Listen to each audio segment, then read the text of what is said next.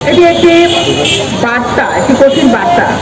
আর আজকের এই দিনটিকে সামনে রেখে আমি শ্রদ্ধার সাথে স্মরণ করছি বহুদলীয় গণতন্ত্রের প্রবক্তা, স্বাধীনতার মহান ঘোষক, বীর মুক্তিযোদ্ধা, বাংলাদেশের প্রথম রাষ্ট্রপতি, যিনি অনুধাবন করেছিলেন এদেশের অর্ধেক নারী, সেই নারী সমাজকে অবহেলিত রেখে দেশের উন্নয়ন কখনো সম্ভব নয়।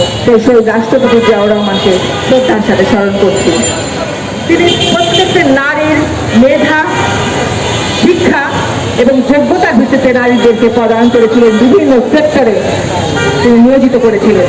বাংলাদেশ গার্মেন্টস শিল্প, যে আজকের এই যে বাংলাদেশের মূল চালিকা শক্তি গার্মেন্টস শিল্প, সেই গার্মেন্টস শিল্প নারীদের দ্বারা পরিচালিত। আমাদের দেশনেত্রী বেগম খালেদা জিয়া গণতন্ত্রের মা, আপসহীন নেত্রী, যিনি নারীর ক্ষমতায়ন এবং নারী শিক্ষার জন্য কাজ করেছেন, আজকে তাকেও তার সাথে স্মরণ করছি। অথচ তিনি কিন্তু সবচেয়ে বেশি নির্যাতনের শিকার হয়েছেন, নিপীড়নের শিকার হয়েছেন নারীদের জন্য কথা বলে এবং দেশের জন্য কথা বলে, দেশের মানুষের জন্য কথা বলে। আজকে তাকেও আমরা শ্রদ্ধার সাথে স্মরণ করছি। আর আমাদের যে এখন চেয়ারম্যান, বাংলাদেশের প্রধানমন্ত্রী জনাব তারেক রহমান, তিনি নারীদের এই ফ্যামিলি কার্ডের মাধ্যমে যে নারীদের জন্য শুভ সূচনা করেছেন, তাকে আন্তরিকভাবে শ্রদ্ধা এবং সম্মান জানাচ্ছি। এই নারীদের যে ফ্যামিলি কার্ড, এটা তিনি আমাদের প্রধানমন্ত্রী অনুধাবন করেছিলেন যে ফ্যামিলি কার্ডটা পাবে কারা। প্রত্যেকটা ফ্যামিলির একজন মা অথবা একজন নারী অভিভাবক পাবে, এবং তারা পেলে কি করবে, প্রতি মাসে ২৫০০ টাকা করে তাদের ব্যাংক অ্যাকাউন্ট অথবা মোবাইলে ওই টাকাটা জমা হয়ে যাবে। তাতে নারীর পরম মুখাপেক্ষী হয়ে থাকার কিছুটা কমবে এবং আত্মনির্ভরশীলতা বাড়বে। আর নারীরা টাকা পেলে কি করে, পুষ্টি, স্বাস্থ্য, সন্তানের। আজকের এই নারী দিবস, নারীরা আমরা সবসময় ষড়যন্ত্রের শিকার। আসলে যুগে যুগে নারীরা কিন্তু রাষ্ট্রের প্রয়োজনে, দেশের প্রয়োজনে সবথেকে বেশি ঝুঁকিটা কিন্তু নারীরাই নেয়, কিন্তু মূল্যায়িত হওয়ার সময় কিন্তু নারীদেরকে পিছনে ফেলে রাখা হয়। আমাদের বেগম রোকেয়া বলেছিলেন, আমাদের সমাজের অর্ধেকই নারী। সেই নারী সমাজে আমরা যদি ঘুমাইয়া থাকি, তাহলে সমাজ জাগিবে কি রেখে। তাই আমাদের নারীদেরকে জেগে উঠতে হবে।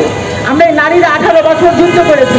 এখন যখন দেখি আমাদের ফেসবুক খুললে আমার অনেক নারী বোনেরা বলে এখন আমাদের প্রয়োজন ফুরিয়ে গেছে।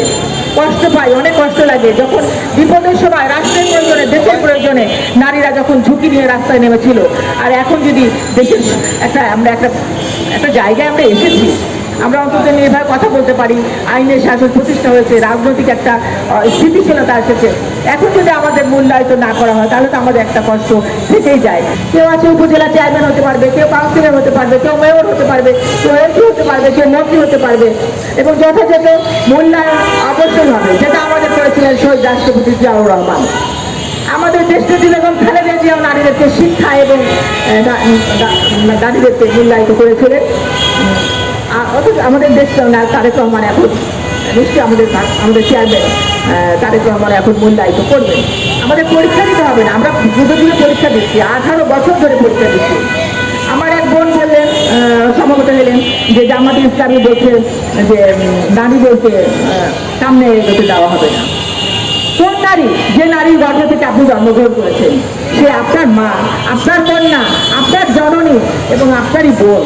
তো সেই নারীকে যদি আপনি অসম্মান করেন, অবমূল্যায়ন করেন, তাহলে তো আপনাদের একটা সংসারে আপনার ঠিক আর কোনো রাইট নাই আমি মনে করি। আপনি যে নারীর হাতের রান্না খান, যে নারীর গর্ভ থেকে আপনার জন্ম হয়েছে, সেই নারীর অসম্মান আপনারা করেন না। আমরা নারী, আমরা দেশের প্রয়োজনে আমরা যখন যুদ্ধ করি, তখন তো আপনারা আমাদের পিছনে থাকেন, আর আগে থাকি আমরা। সমস্ত বিপদের ঝুঁকিটা নেই আমরা নারীরা, আর সেই নারীদেরকে আপনারা অবমূল্যায়ন করতে পারেন না। আমি প্রত্যেকটা দলের প্রত্যেকটা নেতাদেরকে বলছি, আমি এটা আসলে একটা বার্তা আমি যদি আছি, এটা স্লোগান না, সে বার্তা, যে নারীদেরকে মূল্যায়ন করুন, দেশের উন্নয়ন হবে, দেশের সমৃদ্ধ হবে, প্রত্যেকটা নারী স্বাবলম্বী হবে এবং দেশের জনগণ শান্তিতে বসবাস করতে হবে।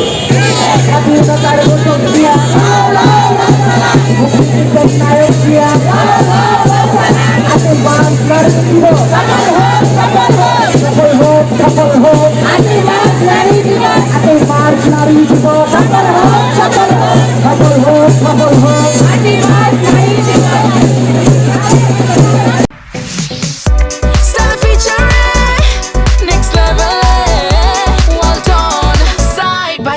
fridge.